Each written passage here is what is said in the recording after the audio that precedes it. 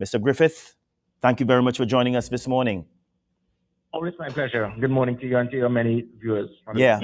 Mr. Griffith, before we look at this whole issue of crime in a bigger way, a holistic way, there was a situation that occurred last night that I want you to give your perspective on, and it involves the shooting death of a police officer. Of course, the information is very new. We do not know about the motive for the killing, but I suspect this is or should be viewed with some level of concern. No, well, definitely. It is not that one life is more significant than the other. But if it is at any time, anywhere in the world, that is fact. Persons may be concerned to hear this, but it is a fact that if it is that there comes a time where law enforcement officials are now going to be targeted, and I'm not saying that is the case here, because as you just rightly said, it is an investigation ongoing, so you don't know if it is that this incident was related to the career of the individual. But if at any time it goes that direction, there is a harder line where it goes along the line that you do it to them before they do it to us, and you've got to fight back. Anytime criminal elements decide to start targeting those who have the authority to protect citizens of the country, that is when it is armed conflict has reached that escalation point of no return. And that is where, obviously, having that concern, it goes along the line of trying to, that can very well destabilize a country. So it is hoped that has not been the case. I mean, it is very unfortunate what has happened, as it is with every murder in this country. But if it is that police officers or any law enforcement official is now being personally targeted because of their career, we have seen it happening on several occasions with prison officers. It happened on one or two occasions with my when I was commissioner, where police officers were targeted. There were 43 death threats on myself, in fact. So it is the nature of what may happen. But again, we'll have to wait to confirm on the investigation if it is that this took place because of this individual being a police officer. Yeah, of course, Mr. Griffith. A few days ago, you were part of the crime talks, the town meeting held by the United National Congress. And at that meeting, a suggestion was made for a state of emergency. Of course, you have responded to that, and you believe that a state of emergency is the last resort. But you focused and you noted that the Anti-Terrorism Act should be used in the fight against criminal elements. My first question is: was this act available to you as a police commissioner when you were a police commissioner?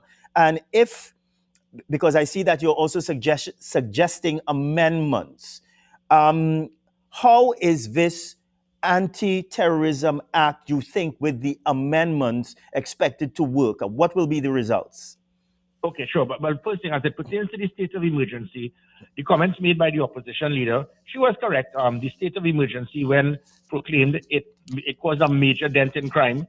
That is one. Two, to clarify the point, that decision was made based on intelligence reports by the law enforcement agencies who came to the National Security Council and strongly recommended that we lift that alert state to even to that point, because they had intelligence of certain individuals planning to destabilize the country, involved in with assassination attempts. Three, I've heard comments by Minister Young stating that, well, it resulted in many people being arrested unlawfully. That has nothing to do with the government. The responsibility of the government is to really adhere to the advice of those experts. That's one. And two, if it is that the hierarchy of the police dropped the ball by arresting people in a wrongful manner, don't blame the government for that, because it was the same thing as myself as commissioner of police when I was commissioner and politicians were trying to influence me to arrest people during the last state of emergency in a public health regulation where you cannot arrest people in their homes. And then, and again, as I said, the state of emergency will be deemed as a final resort. It is always on the table. But I will, because of this present situation of this government, that Kamala Prasad-Bissessar was alluding to the fact that it seems that they have no ideas, no plans, no policies. So that may be the only option. It is definitely not going to be the only option in the change in government, because you would have seen the policies that have worked before. As it pertains to the Anti-Terrorism Act, as the Commissioner of Police, my job is not to be involved in changing legislation. So I have to adhere to what is already there and what amendments will be made in Parliament. now that I am back wearing a political uniform, it is something, the Anti-Terrorism Act that we have has never really been used to any extent. We have tried the anti-gang legislation. It has failed miserably. Trying to make amendments, that is not going to be the avenue. And with the Anti-Terrorism Act, there's not even a clear definition of what a terrorist is. And it can vary throughout the world. But again, if it is, when you look at the, in the Anti-Terrorism Act, it speaks about if individuals try to cause deliberate harm to, especially involving actually killing citizens, and it can affect national security in a country.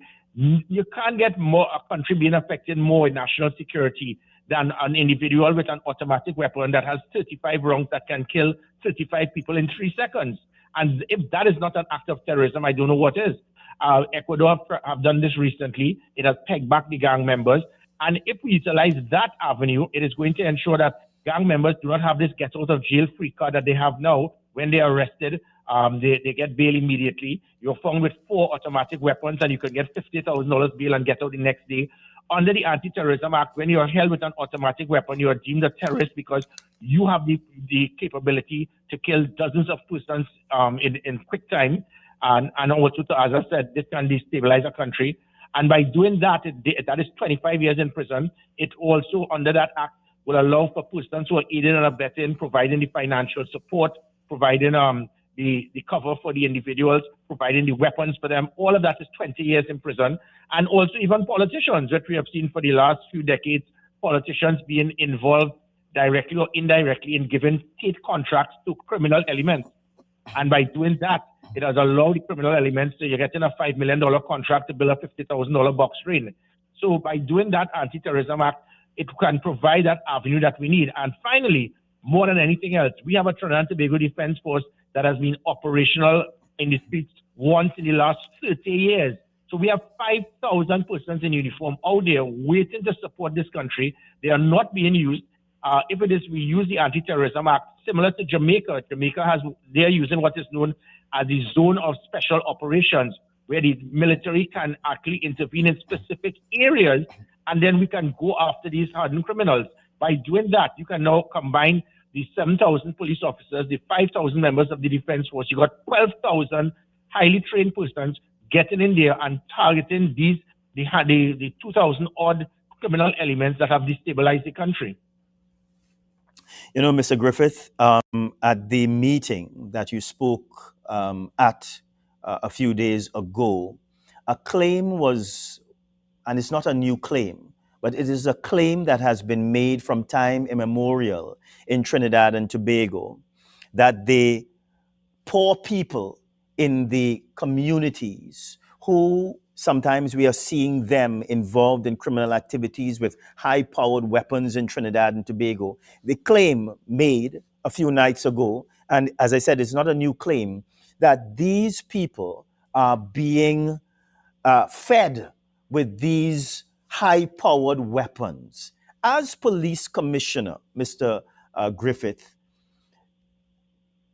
were you or did information come to you as to who these big people in Trinidad and Tobago are, who are feeding these communities with the guns and drugs and so on? Well, you know, definitely. I mean, the information that I will have, and that turns at times to intelligence, and then you have to wait for that threshold for it to turn to evidence to arrest persons. I will not go down the road of a previous prime minister who will say that I know who the big fish is. That serves no purpose. What I can state is that I was fully aware of certain things that we would, investigations were going towards a certain direction. And that's why and you're correct, the concern of people believing that the criminal elements that are affecting the country are only those persons in that three-quarter jeans and the white sleeveless vest. It is not true. It involves persons in suits, in shirt and tie, sometimes even in parliament. And when it is that I was going in a certain direction, it seemed that I was stepping on many toes. There were investigations that showed clearly that there were things linked with certain officials as politicians. And by me doing that, it seemed that I started stepping out of my bound, and how dare you as a commissioner of police could start trying to investigate people who would have put you in office as commissioner of police. But I don't sing for supper. And probably because of that, if you notice how I was removed by a president's house being treated as a post office, a politician meeting a chairman, giving her a piece of paper signed by one civilian, giving his personal view, and then the chairman then deciding to remove a commissioner of police without the authority of the Police Service Commission itself. So that, I think, will sum up the fact that if it is you, I went in very deep, and it is hope that very soon we will have persons in authority that will do the right thing regardless of political affiliation and regardless of the post that that person holds. So is it safe to say, I'm interpreting what you're saying now.